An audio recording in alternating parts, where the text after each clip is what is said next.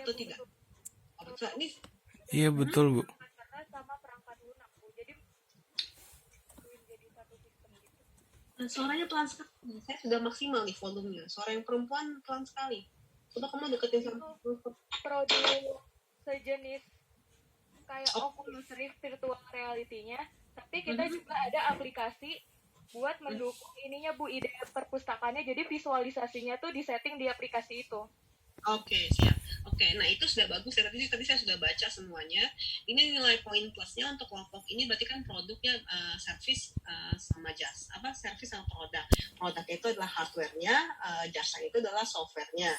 Iya. Nah, nanti kamu langsung buat aja bagan-bagannya, mana-mana aja yang terlibat. Contoh, katakanlah kalau misalnya untuk yang proposal untuk hardware-nya mungkin bisa dibuat kayak misalnya kamu sebagai pelaksana events-nya kerjasama dengan Kemenristek-Dikti untuk membuat sayembara ya kan events gitu kan, dilombakan ke seluruh beberapa PTN di Indonesia. Contoh misalnya nanti ada anak BINUS yang menang untuk bikin Oculus-nya, atau mungkin contoh nanti anak dari kampus negeri mana, ITS yang lain-lainnya yang mereka membuat supaya lebih lebih cinta produk Indonesia gitu. Nah, untuk software-nya, untuk fitur-fiturnya itu bisa mungkin dimasukkan dari mulai kerjasama dengan para publisher.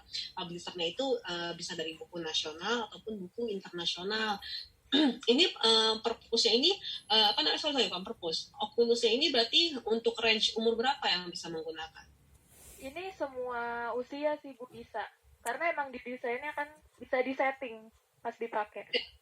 Dijustifikan ini kayak semacam ada karet di belakang, bisa dikecilin, dibesarin gitu. Iya, gitu. Oke. Berarti nanti itu feature-nya itu mencakup dari seluruh level buku ya? Nggak terbatas? Iya. Oh, dalam gitu. File. Oke. Itu aman buat yang anak SD? Kalau misalnya dia ada buku tentang kedokteran yang gambarnya jahit-menjahit badan manusia, itu aman? Itu kan tergantung sama mereka mau pilih buku yang mana sih, bukan tetap sama kayak di perpustakaan asli, jadi ada pembagian di rak bukunya, jadi dia langsung punya tujuan, saya mau pilih buku ini gitu. Oke. Jadi ketika misalnya contoh nih ya, ada anak 5 SD, dia mau pinjam alat Oculus itu. Ketika dia pinjam, itu berarti otomatis dia pinjam pertama software hardware-nya dulu ya. Nah, untuk bukunya itu nanti dia pinjam itu dia klik maka akan ke buku otomatis. Maksudnya kayak open access. Jadi kalau misalnya dia nggak klik, itu nggak akan open access gitu. Jadi kalau di virtual reality-nya, di gadgetnya kan namanya headset-nya ya Bu. Jadi ada input yang nanti sensornya bakal ngelihat tangan kita nih gerakannya kemana. Jadi kayak main game aja gitu loh, bener tangan kita menuju ke buku ini. Jadi kelihatannya kita ngambil buku ini gitu Bu. Oke. Sistemnya bakal nunjukin isi-isi bukunya pas tangan kita ngebuka buku. Jadi kayak main game gitu loh Bu, ada inputnya.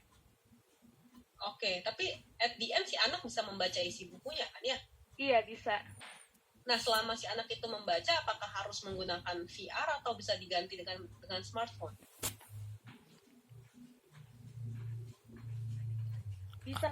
Bisa menggunakan VR untuk kalau mau ngerasain suasana baca langsung di perpus. Nah, kalau dia udah misalnya udah pegel nih, udah bosan, udah 30 menit misalnya kan, nah dia bisa akses bukunya di aplikasinya. Jadi ada software-nya gitu, Bu. Oke, siap. Oke, karena saya berpikir gini, kalau misalnya dia pengen sama menghabiskan baca buku, berarti cukup lama si anak minjem Oculus ya kan, takutnya misalnya nanti hardware-nya rusak, ya kan? Iya, terus apakah nanti hilang atau tidak? Malah mungkin nanti kamu tulis aja sistemnya, peminjaman itu harus di tempat. Tapi kalau di tempat otomatis berarti si anak usernya mesti ke tempat perpustakaan ya kan? Nggak bisa dibawa pulang karena takut rusak. Mungkin itu sih alasannya. Tapi kalau untuk feature di dalamnya itu bisa langsung bisa terintegrate dengan smartphone gitu. Yeah.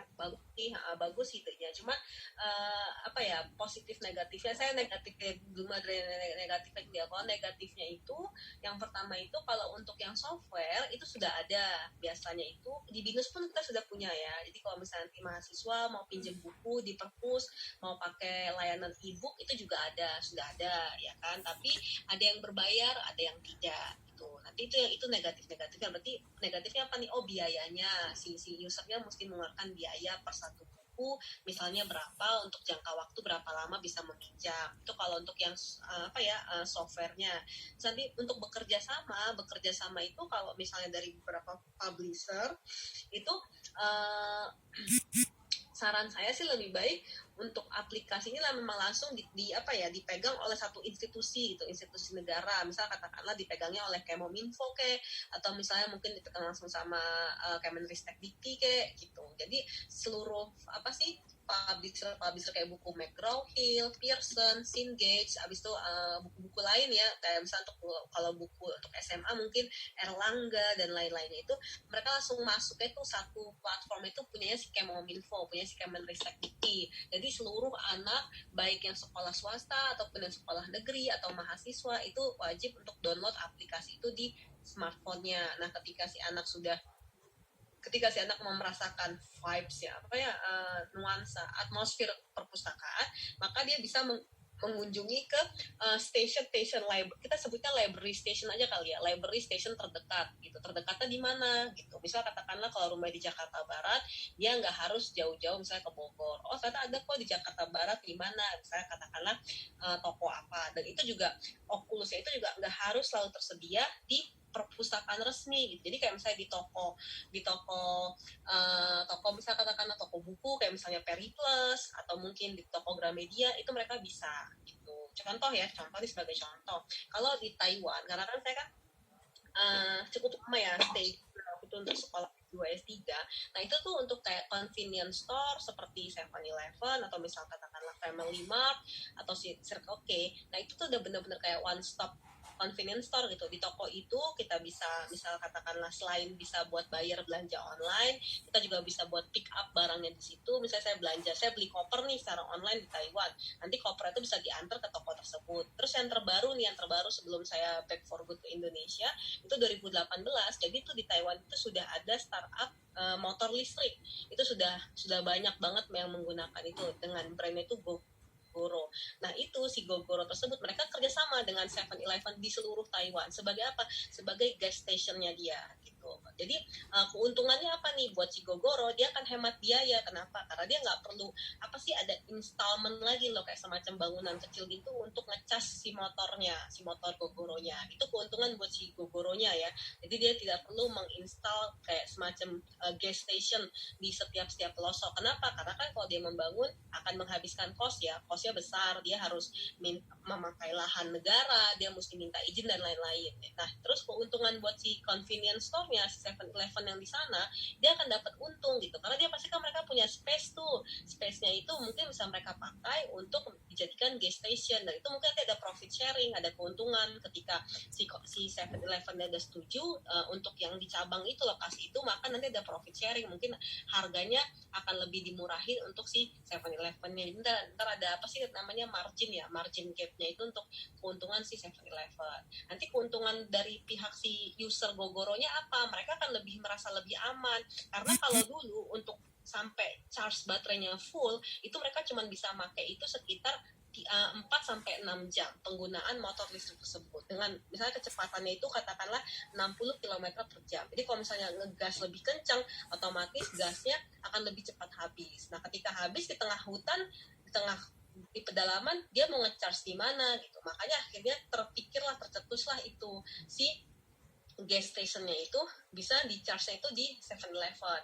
Nah, kalau ini untuk kasusnya kamu, untuk idenya kamu, proposal kamu, karena ini Oculus, kalau ke perpustakaan kan berat ya, karena berarti pemerintah mesti bangun perpustakaan lagi, mesti nanti ada pembangunan, nanti mesti bangun gedung, izin, biaya, dan lain-lain. Tapi kalau misalnya sudah ada toko-toko yang tersedia, kayak misalnya toko Gramedia terdekat, toko Gunung Agung, nah itu kerjasama. Jadi si anak itu tinggal datang ke toko buku, dia menunjukin tuh, saya ini udah daftar ya, saya udah sign up ya di handphone saya, segala macamnya terverifikasi, maka dia boleh tuh menggunakan alat itu, tapi hanya di toko tersebut dengan batas waktu 1 jam.